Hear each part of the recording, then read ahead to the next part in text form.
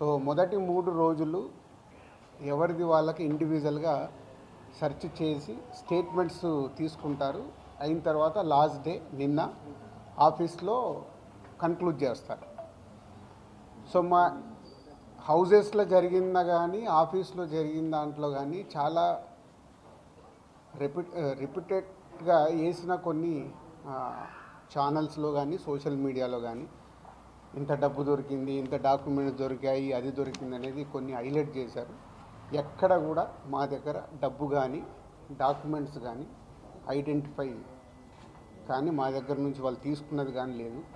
నా దగ్గర ఒక 5 lakhs, మా శిరీష్ గారి దగ్గర ఒక 4.5 lakhs, అలాగే మా డాటర్ ఇంట్లో 6 lakhs, ఆఫీస్లో 2.5 lakhs, మొత్తం బిలో 20 lakhs మా అందరి దగ్గర కలిపి బిలో 20 lakhs ఉంది. అలా ప్రతి ఒక్కటి ఇట్లా వాళ్ళు ఇన్కమ్ ట్యాక్స్ ఏమేమి చూశారనేది ఇలా వాళ్ళది అయిన తర్వాత పంచనామా చేసిస్తారు.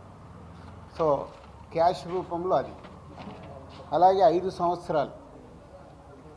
సంవత్సరాల నుంచి మేము ఎక్కడ ప్రాపర్టీస్ కానీ వేరే దాంట్లో ఇన్వెస్ట్మెంట్ చేయడం కానీ ఎక్కడ ఏమీ జరగలేదు. అది కూడా డిపార్ట్మెంట్కు టోటల్గా అందరి దగ్గరికి వెళ్ళి క్లియరెన్స్ చేసుకున్నారు. ఇది క్లీన్, ఎక్కడ డాక్యుమెంట్స్ కానీ అలాంటివి ఎక్కడేం లేవు. అలాగే బిజినెస్ దాంట్లో ప్రొడక్షను, డిస్ట్రిబ్యూషను, థియేటర్ సైడ్ ఉన్నాం కాబట్టి వాళ్ళకి అన్నీ డీటెయిల్గా కావాలి. డీటెయిల్ అంటే ప్రొడక్షన్ ఎలా జరుగుద్ది, ప్రొడక్షన్లో 24 క్రాఫ్ట్స్ ఉంటాయి.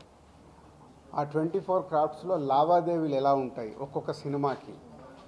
సో ఆ డీటెయిల్స్ అన్నీ వాళ్ళు తీసుకోవడం జరిగింది.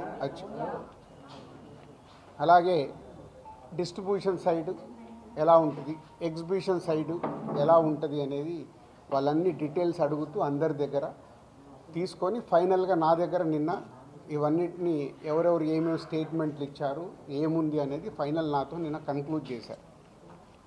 డిపార్ట్మెంటే ఆశ్చర్యపోయింది. అంటే ఇంత